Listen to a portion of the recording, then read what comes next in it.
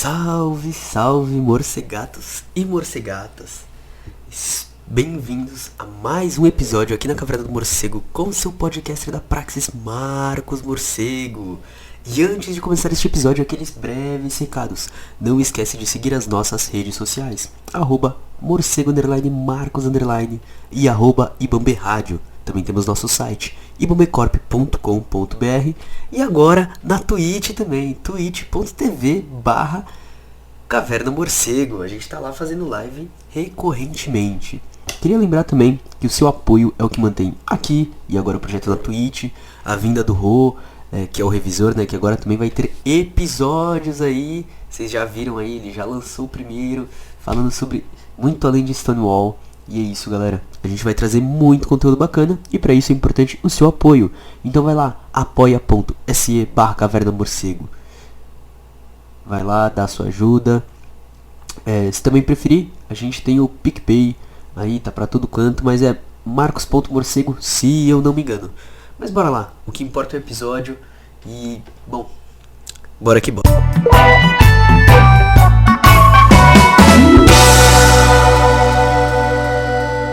Morcegotes e morcegotes, este episódio é quase que um especial, que marca talvez uma ruptura no podcast, que cada dia exige uma profundidade maior em diversos temas caros aos debates da esquerda.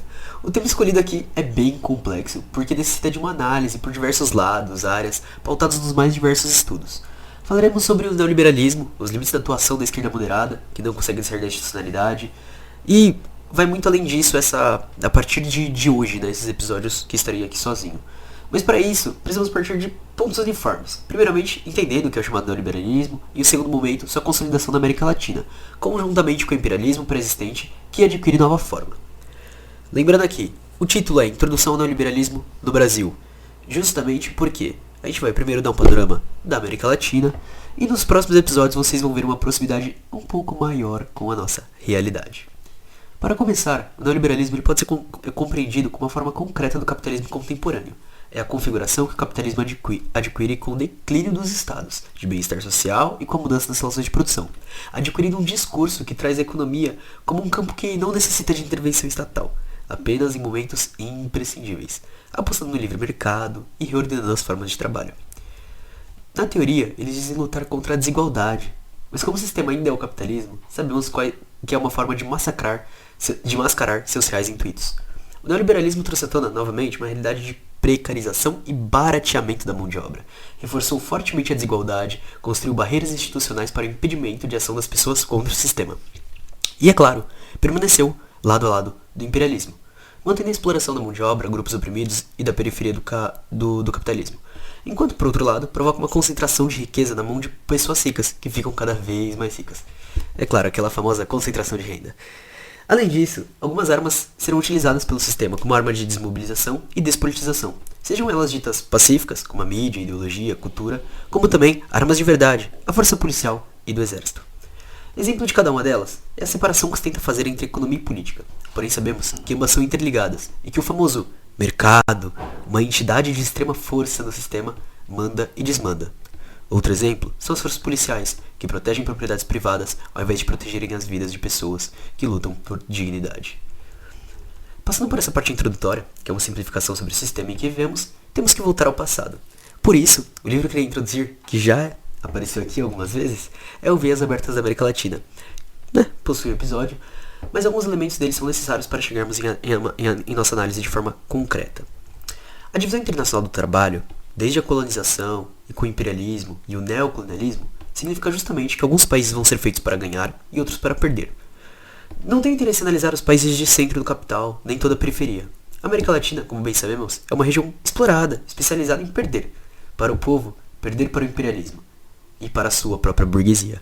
Ou seja, é uma perca dupla, né? A nossa burguesia de capitalismo dependente é extremamente refém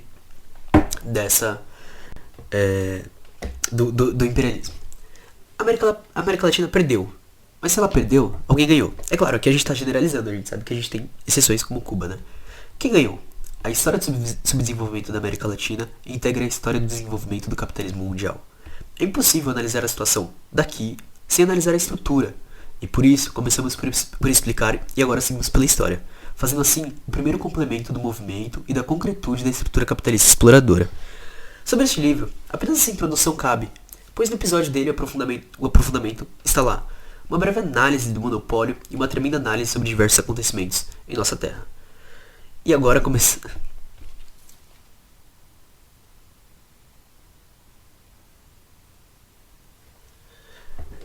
começamos uma parte complexa do episódio. O Jaime Osório discute em seu livro, O Estado no Centro da Mundialização, sobre todo o processo a partir da chamada redemocratização, referente ao período pós-ditadura. Mas, antes disso, existem alguns conceitos que acho necessário nos aprofundarmos para uma melhor compreensão do que trazemos para o debate e para atingirmos o rumo correto de toda essa conversa. Respira fundo porque agora entraremos em temas problemáticos, discussões fundamentais e extremamente profundas. A introdução do Jaime se aproxima muito do Galeano, embora agora apareça o termo mundialização, que explicarei mais à frente. A ideia permanece a mesma. É essencial para o sistema mundial capitalista operar com o exercício desigual da soberania entre centros e periferias. E como disse, como seremos por conceito, bora lá. O Estado é muito mais do que dominação de classes, mas é essencialmente dominação de classes. É muito mais que a condensação das relações de poder.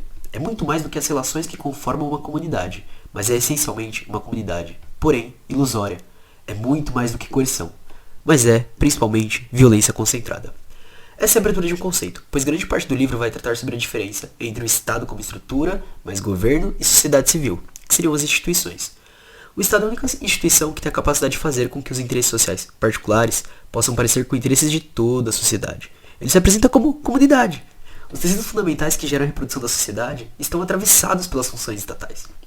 Por isso, ao pensarmos em Estado, falamos, por exemplo, de um conjunto de instituições, corpos de funcionários que administram e trabalham nessas instituições, leis, normas, regulamentos, uma condensação de rede, relações de poder, dominação, força e laços comunitários. Damos o nome de Estado, pois essa tarefa é atravessada por funções de dominação e poder. O elemento específico essencial do Estado é, portanto, o poder e a dominação de classes. E na sociedade capitalista, as forças sociais se criam, se confrontam, pois é uma sociedade de antagonismos de classe. Dentro do sistema capitalista, a exploração é o que permite sua expansão. A exploração somente é possível num campo de dominação e força. Nessa perspectiva, o Estado sintetiza interesses particulares e expressa o poder de determinados grupos sociais, ou das classes dominantes, sobre os interesses das classes dominadas, exatamente. Uma característica da sociedade capitalista é o rompimento apresentado entre processos econômicos e políticos, após a separação entre trabalhadores e seus meios de subsistência, feita de forma massiva por mecanismos políticos violentos. Essa característica passa a ser normalizada, sem a ingerência de fatores políticos. O Estado capitalista aparece assim como estranho, não relacionado à exploração e à reprodução de classes, aparecendo como se o pacto entre indivíduos escolhendo quem delegam sua soberania em prol de conviver em sociedade. E além disso, a condição cidadã se sustenta numa perspectiva individual, e assim a cidadania passa a ser pensada como cada cabeça um voto, moldando a ideia de igualdade política entre os seres humanos, desligando-os das raízes econômicas e sociais nas quais se reproduzem e se relacionam de forma desigual. Sendo assim, essa ideia de igualdade só se sustenta pela fragmentação da existência social, pela autonomia da política e desconectando esta da trama econômica e social. Essa jogada do capital é uma arma fundamental para que o que ocorre na economia não apareça como assunto político e o que ocorre na política não apareça como assunto econômico. A dominação, força e a exploração, dinheiro, não são idênticas, mas não estão desligadas. O poder político encontra sua condensação fundamental no Estado, porém pode se produzir e se reproduzir em diversos âmbitos da sociedade, sendo eles econômicos, políticos, culturais e até ideológicos. Os agrupamentos humanos que detêm o poder político podem fazer uso da força para alcançar seus objetivos sociais, mas também recorrem à reprodução da dominação gerada na base da sociedade, de modo a conseguir o acordo e a aprovação daqueles que impõem seus interesses. Quanto maior este acordo, menor os métodos coercitivos, ou seja, quanto melhor for decidida essa conciliação, menos será necessário o uso da força. Embora hoje, para a questão brasileira, em 2021, nós possamos fazer algumas análises diferentes, mas não é o que cabe este episódio. No Estado capitalista, ocorre uma concentração de poder político, e uma de suas expressões é o monopólio legítimo da violência por ele exercida. E nisso, cabe já pensar num processo de ruptura, a nossa evolução. Certamente, a ruptura das relações de poder é apenas o início da revolução, que, Em termos de poder, devemos continuar desarticulando valores e projetos que expressam os interesses e as visões de mundo das antigas classes dominantes arraigadas, também fora do Estado, nos mais diversos territórios da sociedade. A ideia de Estado-nação é uma facilitação da sociedade capitalista, pois essa centralização resolveu questões políticas, ideológicas e auxiliou no controle e disciplinamento de classes e etnias dominadas, mas também resolveu questões econômicas. E uma característica da modernidade burguesa é a organização disciplinar, onde o poder se produz e se reproduz na consciência, nos corpos e nas operações sociais. Sobre as instituições estatais, deve-se agregar todo um espectro de dependências que crescem ou diminuem em diversos momentos históricos, em função das necessidades da reprodução do capital e ou dos acordos políticos e alianças que se estabelecem nos seios das classes dominantes e entre as classes dominadas. Entre essas e as classes dominadas. Como pano de fundo, as Forças Armadas e a Polícia aparecem como as instituições que garantem a base primária do poder político e do Estado, a concentração material da violência e a coerção. Entre os anos 60 e 70, o que aconteceu na América Latina explicita bem isso, demonstrando que os três poderes não têm força para garantir a dominação, de modo que os poderes se reorganizaram em torno das instituições militares. E só uma breve conceituação sobre os funcionários dentro do Estado, pois é necessário entender a hierarquização, para ficar tudo com o máximo completo possível. A noção de funcionários do Estado permite diferenciar quem detém o poder do Estado e quem o administra. Denominaremos quem detém as altas posições do aparato das altas posições dentro do aparato como presidentes, ministros, parlamentares de classe reinante e não necessariamente pertencente às classes dominantes. Por exemplo, o governo Lula. Ele era o presidente, porém a classe dominante ainda era a burguesia, em certo grau, países imperialistas. E isso traz uma vantagem para os dominantes, pois a presença no Estado de funcionários que diferem das classes dominantes favorecem a imagem de um Estado neutro socialmente, que expressaria uma vontade geral e não a vontade de determinados setores sociais. É importante pensar também em políticas de conciliação. O setor social subordinado até consegue certos avanços, mas são limitados, enquanto os grupos que dominam avançam em seus projetos. E é óbvio que o Estado tem um papel ativo na luta de classes, a favor da integração e da organização das classes dominantes e da dispersão e desarticulação das classes dominadas. Estabelece uma força para as classes dominadas, tratando de restringir suas formas organizativas e os meios através dos quais buscam levar adiante seus projetos, para que operem em um território específico e com regras de jogo impostas pelo aparato de dominação. Mas ainda assim, tem muito que ser analisado sobre isso. Afinal, como a política não é um simples reflexo da economia, cabe se perguntar como os setores favorecidos pelas tendências de reprodução do capital conseguem converter e transmutar essa posição de privilégios e posições hegemônicas no campo estatal. E para fazer a separação entre governo e Estado, entendemos como governo as formas de relações das instituições estatais, as modalidades da cena política, as características da representação e as formas de obter legitimidade e as alianças sociais e políticas que organizam os Estados em situações históricas. E o que seria a democracia como governo? Isso é a versão liberal, chamada de formal, é o que separa a questão econômica da política, colocando o cidadão individualizado, atomizando como construtor da parte política que representa a igualdade. Os cidadãos são concebidos de forma igualitária, cada cabeça um voto, enquanto a parte econômica que carregaria a desigualdade. Sendo assim, a democracia liberal é basicamente o mecanismo através do qual a população decide quem administrará o aparato estatal. As desigualdades sociais são um resultado natural de pontos de partida igualitários. Em relação aos problemas de liberdade e da igualdade, as posições são simples. A liberdade consiste no desfrute e gozo dos bens privados, o que implica o direito de propriedade privada, assumida como direito natural, e como que nenhuma autoridade, nem mesmo estatal, pode interferir nessa liberdade, exceto os bancos, se estiverem se referindo aos pobres, A igualdade política só é concebida se não estiver integrada com as desigualdades com relação à economia. Em contrapartida, temos a noção de democracia substantiva, que nos auxilia a olhar e analisar os limites e erros da democracia liberal, sendo uma democracia social. Analisando, por exemplo, os problemas de classe. Não basta ditar as leis sobre a igualdade de oportunidade, mas é necessário proporcionar efetivamente oportunidade para todos. A sociedade deve criar as condições reais para que membros da sociedade alcancem o bem-estar e a felicidade. Mas, para o capitalismo, a única democracia suportada pelo sistema é a primeira, chamada de procedimental. E para falar de toda a relação do capital e a não existência de revoluções, a falta de consciência de classe e ação, é importante entender o reconhecimento dos dominados da ordem do dominador. Sendo assim, o poder não é apenas imposição, mas também é consentimento. Existe todo um conjunto de redes e relações que permite que as classes dominantes dominem um conjunto que abarca desde o Estado até as instituições da sociedade civil. Essas instituições da sociedade civil têm uma força de exercício de poder, a ideológica, sendo então essas instituições, escolas, religião, mídia e por aí vai. Através dessas instituições, os indivíduos e as classes são educados em torno de valores e regras daqueles que dominam. A dominação é internalizada em cada sujeito e se reproduz desde baixo. É interessante notar, como foi dito, que não acontecem revoltas e revoluções o tempo todo. Afinal, os conflitos e a luta de classes são processados dentro dos parâmetros estabelecidos pela dominação. Mas e quando as instituições da sociedade civil não são suficientes para conter todas as disputas e conflitos? Quando estes aparatos não conseguem absorver as divergências? Então, acontece algo que digo bastante no episódio sobre racismo estrutural. O Estado aparece como último recurso para manter a dominação. Quando isso acontece, o Estado tende a ficar nu, evidenciando sua natureza enquanto instituição, que requer o monopólio da violência e serviço de determinados interesses sociais. É interessante também notar que as classes dominantes sempre irão tentar perpetuar sua dominação. Mas claro, a gente não pode ficar preso em uma análise histórica entendendo o Estado e, é claro, os sujeitos, sem entender também a reprodução do capital. Marx afirmava que o estudo de uma determinada sociedade não deve centrar apenas nos sujeitos ou em sua estrutura, mas deve também, e ao mesmo tempo, investigar os seus processos de reprodução.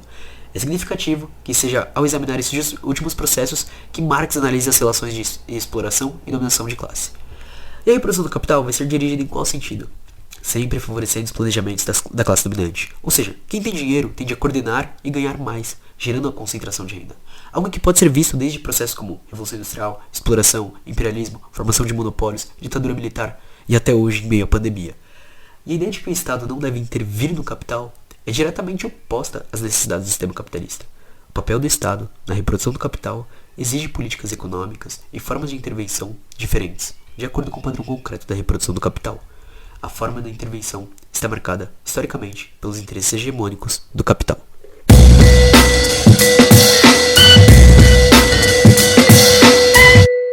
Aqui privilegiaremos um olhar particular, a relação entre a política, o poder político, o Estado e as classes sociais.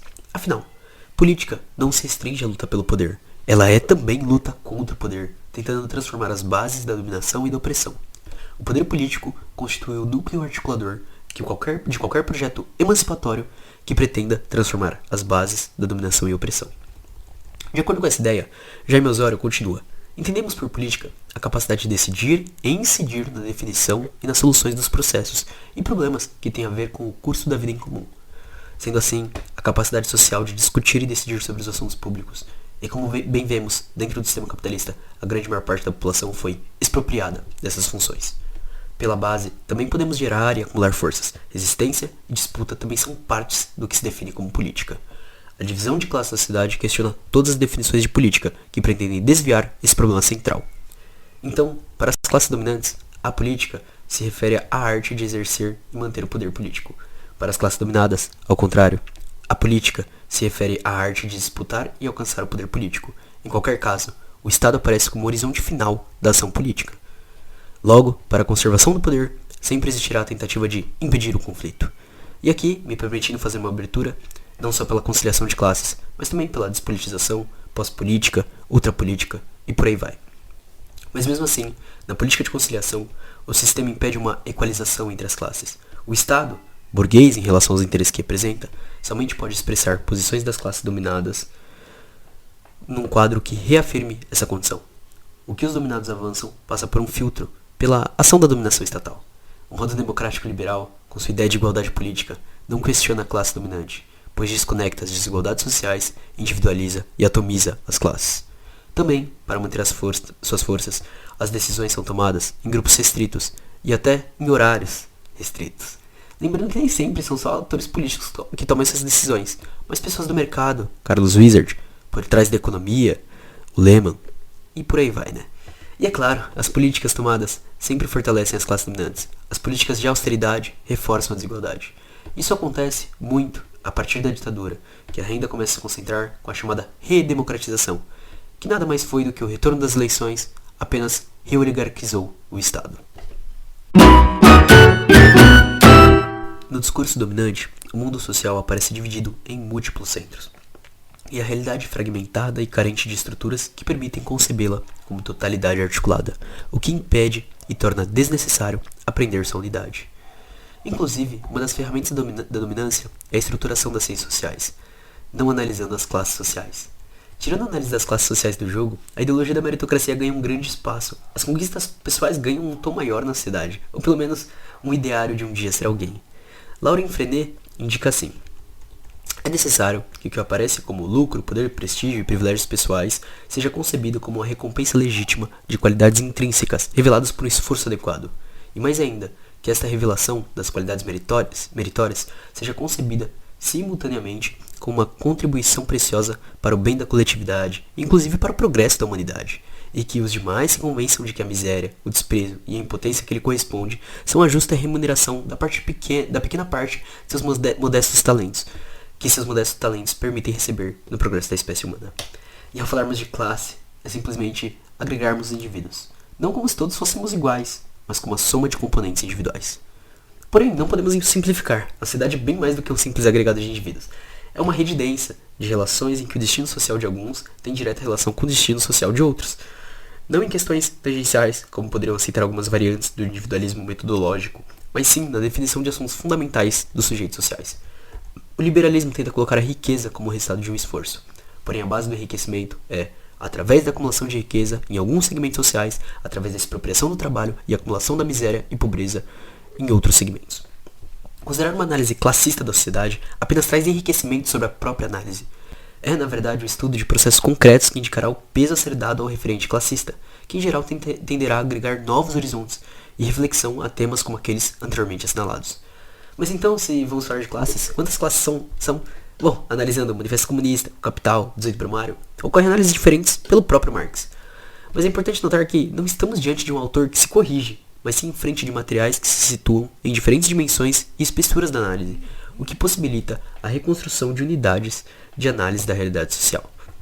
Existem alguns critérios para a definição das classes sociais. Que tal olharmos para Lenin? Chama-se classes grandes grupos de pessoas que se diferenciam entre si, pelo seu lugar num sistema de produção social historicamente determinado, pela sua relação, as mais das vezes fixadas e formuladas nas leis, como os meios de produção, pelo seu papel na organização social do trabalho e, consequentemente, pelo modo de obtenção e pelas dimensões de parte da riqueza social de que dispõe. E existem aqueles que vão falar: Marx separou os patrões dos trabalhadores. Não! Cadê aquele meme do Silvio Almeida? Primeiramente que não. O surgimento das classes na história das sociedades humanas supõe o estabelecimento de uma dupla reação, de exploração e dominação. Nenhum termo, exploração e dominação, se limitam a se esgotar na outra, mas isso é para outro episódio. Logo, a história das cidades de classes será a história da relação entre os grupos entre exploradores e explorados e dominadores e dominados. Existe uma grande particularidade nos miúdos das classes sociais, pois cada sistema de produção social gera suas próprias classes sociais. Não podemos esquecer também a relação com os meios de produção. Temos um grupo que é proprietário dos meios de produção e outro que não é. As classes sociais começam a se abrir quando pensamos, por exemplo, nos modos de obtenção de riqueza social, como elas se apropriam, e também pelo seu lugar na organização social do trabalho. Não vou entrar nas definições que estou analisando, nem nas frações e setores, só deixar claro, existem diferenças que precisam ser analisadas para entender melhor toda a estrutura. Embora a definição trabalhador-patrão ainda tenha força, tem um aprofundamento que muitas vezes deve ser aprofundado, em casos específicos, necessários.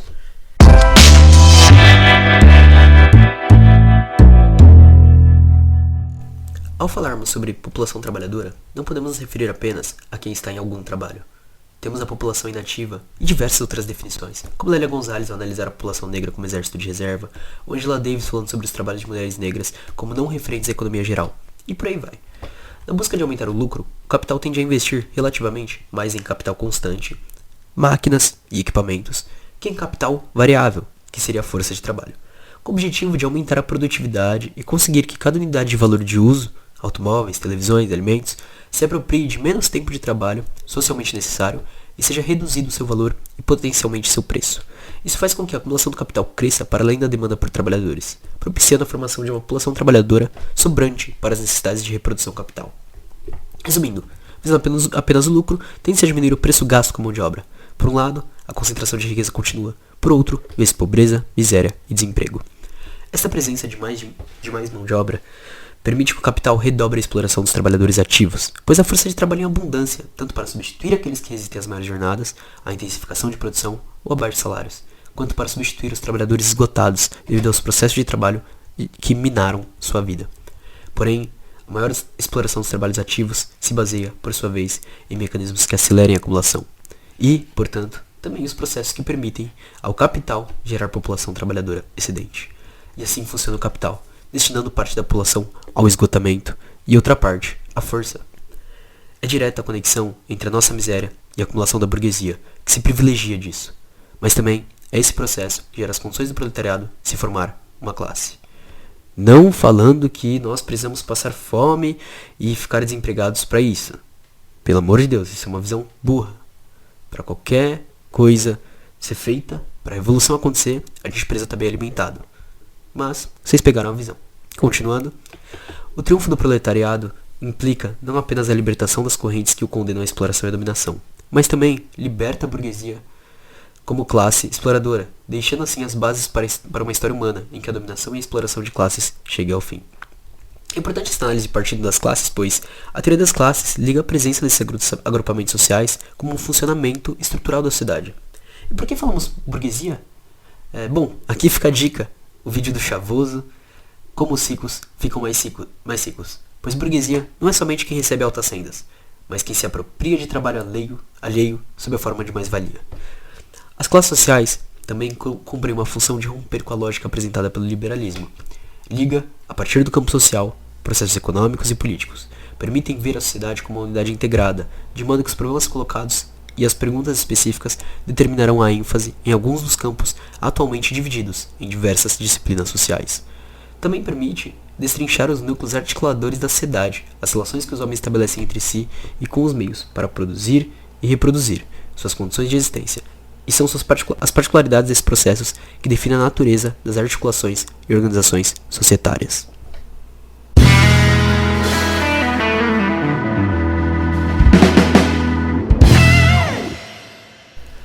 E agora um pouco sobre a ruptura entre economia e política. No mundo do capital, toda relação de dominação de classes é a relação de exploração, e toda relação de exploração é, por sua vez, relação de domínios de classes. Além disso, o capital precisa se apresentar de modo distorcido, ao contrário do que é de fato. Isto faz parte dos processos de fetichização do capital, que lhe permite criar um mundo encantado de ponta cabeça. Nessa parte, temos inclusive Jaime Osório citando Marx. A pessoa que vende a força do trabalho, então, fica presa em uma armadilha de coerção e ficção de liberdade. Primeiro porque ele e sua classe foram objeto de violências nos processos de despojo e expropriação de terras e ferramentas, ficando privados dos meios de produção. Segundo, porque o montante do dinheiro recebido pela venda de sua força de trabalho permite apenas a reprodução diária do trabalhador. O trabalhador deve se apresentar dia após dia no mercado para vender sua mercadoria, pois ao contrário, é sua própria existência como ser vivo que se coloca em risco. Terceiro, porque o trabalhador é expropriado do valor, pelo menos do valor que excede o valor de sua força de trabalho, o que implica exploração e um estado de direito de domínio que torna possível a exploração. A força de trabalho está na corporeidade viva do trabalhador. Literalmente, o corpo, mente, força. Não é como separar uma coisa de outra. Portanto, quando o trabalhador vende sua força de trabalho, o capital não apenas recebe aquela mercadoria, mas também a corporeidade total do trabalhador. E tudo acontece com essa força de trabalho, trabalhando em extenuantes jornadas, intenso trabalho, para não falar das exaustivas horas do deslocamento de casa ao trabalho e vice-versa, incide no trabalhador e em seu corpo. Aqui radica o ponto central do poder do capital sobre a vida, o biopoder. E por esquecer ou ignorar tal processo, que as formulações de Foucault, embora possuam sua radicalidade, deixam de lado o processo fundamental, generalizando a capacidade do poder sobre a vida pelo capital. Pela extensão da força ao campo, pela presença da violência institucional. E este é o marco da liberdade do vendedor de força de trabalho. O que se apresenta como operações simplesmente econômicas são também operações políticas de submissão, violência e coerção encobertas. E é claro, o reflexo da sociedade capitalista no campo ideológico é extremamente necessário de ser analisado, indicando aqui a leitura de Deleuze, que traz esses elementos. Vamos falar um pouco sobre aqui. O relato contratualista tem um papel central na fetichização do capital, sob o imaginário de uma sociedade de homens iguais. Cada cabeça é um voto, e um voto é igual a qualquer outro voto. A democracia liberal acaba consagrando a igualdade política dos indivíduos. O duplo processo de fratura entre economia e política, inicialmente, e depois das relações sociais que as constituem, permitem que o valor que se valoriza, capital, reforce a ficção-realidade de um mundo de homens livres e iguais. É o que acontece numa esfera, parece não ter relação com o que acontece e o que acontece numa esfera parece não ter relação com na outra. Em poucas palavras, a dupla fratura permite que a economia se manifeste como não política, para que, por sua vez, a política se manifeste como não economia. Isso implica assumir que nada do que ocorre na economia, mais especificamente no mercado, é resultado de decisões políticas, o que seria muito problemático. Nada do que ocorre na política é resultado da ação de poderes econômicos. O início do problema está na naturalização de processos, como se não existissem relações sociais que os geram. Portanto, existe ligação entre economia e política. O andamento de projetos baseados no capital é a prova clara disso. Os impactos de questões em um campo no outro também são provas disso. E até pensando na questão eleitoreira, o sistema é em si delimitado para que não se possa ultrapassar institucionalmente essas barreiras que tentam individualizar e atomizar os movimentos e as pessoas. Na verdade, os cidadãos que elegem num campo de jogo que foi previamente delimitado, na qual as opções de escolha foram filtradas pelas regras e procedimentos próprios dessa delimitação. O Estado de Direito imperante expressa os limites do campo de jogo e as regras no interior desse campo, às quais os jogadores cidadãos devem se submeter. Assim, em tais processos, está em jogo somente aquilo que as tais delimitações permitem. No momento da eleição, não é o poder político do Estado que está sendo decidido, somente escolhe-se quem assumirá os principais cargos. Se alguma força anticapitalista atinge tais cargos, institucionalmente não terá forças, apenas funcionaria como um meio de somar essas lutas de base, como mais uma força dentro da disputa política do povo. O que a gente quer dizer aqui, trazendo até um pouco do que a Rosa traz, mas é um campo de divulgação, é um campo de agitação e propaganda, como o próprio Lenin traz, mas nada além disso. As leis que visam políticas sociais são importantes, mas não se pode perder de vista os limites e o próprio sistema, que no momento que necessite irá operar um retrocesso. Somente destruindo as relações sociais existentes pode ocorrer uma real transformação.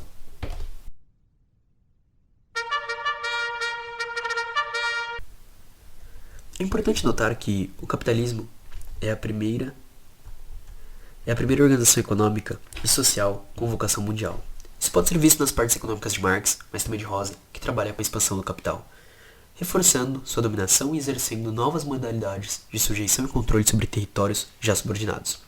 Jaime nos traz um novo conceito, muito importante, chamado de mundialização, que se refere a uma etapa particular deste processo. Mundialização tem um caráter próprio, mesmo sem deixar de ser estreitamente relacionado com o imperialismo.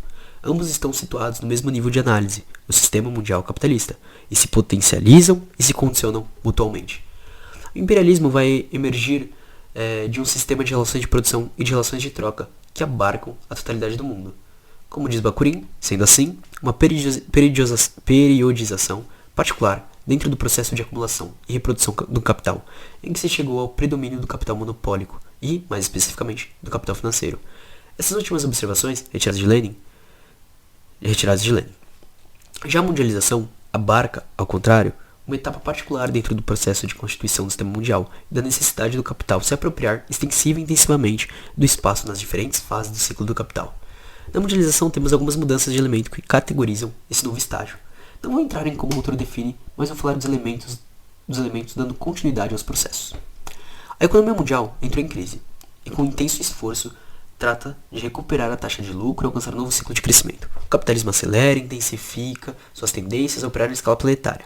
As principais tendências que caracterizam a reprodução do capital no final do século XX e início do século XXI podem ser interpretados em processos que buscam avançar em um ou vários mecanismos assinalados por Marx para contrarrestar a queda da taxa de lucro, aumento do grau de exploração da classe trabalhadora, redução do salário do capital, redução do salário abaixo do valor da força de trabalho, barateamento dos elementos que formam capital constante, aumento da superpopulação relativa, intensificação do comércio exterior. A flexibilização trabalhista e suas sequelas, em termos de aumento das jornadas de trabalho, intensificação do trabalho, reduções salariais, precariedade do emprego, aumento do desemprego e subemprego, novos impostos dos capitais das economias imperialistas para controlar e se apropriar de matérias-primas e alimentos, particularmente no mundo dependente, partilha de velhos e novos territórios, com as consequentes disputas que isso acarreta. A mundialização atua, portanto, como um processo que potencializa a vocação imperialista do capitalismo. Isso que nem foi citado os processos de mercado na indústria, como a mobilização de diversos ramos do agro ao ultra-industrial. E no decorrer disso, entraríamos em análises sobre a mundialização acelerando este processo e seus efeitos, consequências, ou o que é esperado pelos grandes capitalistas desse efeito, que é a relação de dominância. E para o que importa para a nossa análise, é que É necessário destacar que o capitalismo como sistema mundial sempre houve exercício desigual de soberania, sendo maior nas nações imperialistas ou centrais e menor nas nações independentes ou periféricas. Então, os detentores do Estado brasileiro, por exemplo, estão rendidos ao jogo do capital central? Não. Eles estão bem, a situação deles é confortável. Claro que, muitas vezes pode ter um presidente que literalmente faria tudo para algum país que é tido como poderoso. Alô, Bolsonaro, Estados Unidos. Porém, de todo modo, as readequações vividas pelo Estado-nação não implicam o enfraquecimento do Estado em si mesmo, enquanto centro de poder político. Ao contrário, tanto no mundo imperialista quanto na periferia, aqueles que detêm o poder se atrincheiram no Estado, conseguindo assim que seus interesses possam ser apresentados como interesses da nação, quando não da humanidade, e potencializando sua força para concretizá-los a partir do Estado.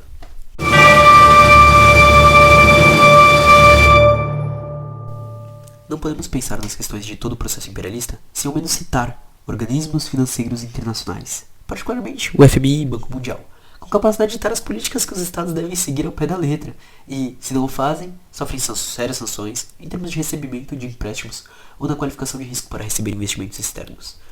Em resumo, são órgãos que estabelecem e têm na sua centralização países do centro do capitalismo, especialmente os Estados Unidos, e que decidem se vão ajudar ou não certo país. Mas não só no Brasil em 2020. O Banco Mundial estava em total conciliação com o governo Bolsonaro. Como, quando, em quais pautas, quais projetos tentou influenciar, para além de coordenar o dinheiro somente quando as políticas implantadas são as que eles querem, quando vão conseguir influenciar, assim como coordenam ataques, como proibindo países anti-imperialistas de receberem seu próprio dinheiro. Resumindo, órgãos que favorecem os países que já são favorecidos.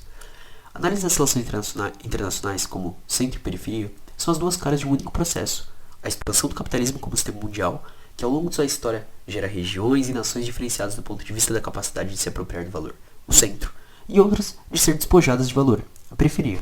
E é importante entender que a dinâmica do capitalismo não se dá de forma unilateral, pois explora e gera miséria e pobreza não apenas na periferia, mas o faz também no centro. E por conta disso, e das particularidades e especificidades dos lugares, temos assim, capitalismos que se reproduzem de modos diferenciados, gerando formas sociais e políticas também diferenciadas, bem como o desenvolvimento de soberanias desiguais, conforme veremos a seguir.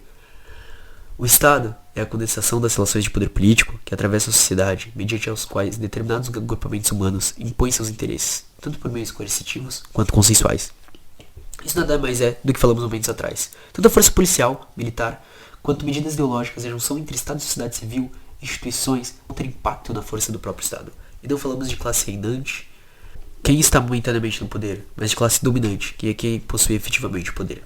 Dentro dessas diferenças entre centro e periferia, devemos olhar para as limitações dos estados de região, da nossa região. Como o Trump falando para o Bolsonaro não comprar as vacinas, ou como os Estados Unidos se aproveitando da ditadura militar do Brasil, ou agora, ou até a questão do petróleo, a participação na Lava Jato. Bom, essa história vai longe. Isso só falando de Brasil, viu? A gente podia ir para Cuba, Bolívia, Venezuela. Essa dinâmica, inclusive, com a força que empresas hoje... Inclusive com a força de que empresas de fora têm no quesito de soberania, constitui uma característica constitutiva desses estados de regiões independentes em geral, a presença de soberanias restringidas. Com a mundialização, a divisão desigual do exercício de soberania se redefine e assume novas formas, mas isso ocorre no contexto de um padrão intrínseco ao capitalismo como sistema. Maiores graus de soberania no centro, menores quanto mais nos aproximamos dos espaços das regiões e estados dependentes. Não houve soberania em países latino-americanos, por isso não se mete ao poder político. Exceto aqueles exemplos que a gente já falou que são exceções. Para qualquer soberania, e que ainda não são totalmente soberanos, né? Para qualquer soberania, não poderia haver o que rolou aqui. Predominou a subordinação de hegemonias periféricas aos projetos hegemônicos do mundo central, e se gestaram autonomias muito restringidas. Isso se deu, pois a burguesia periférica não tem uma vocação de burguesia nacional.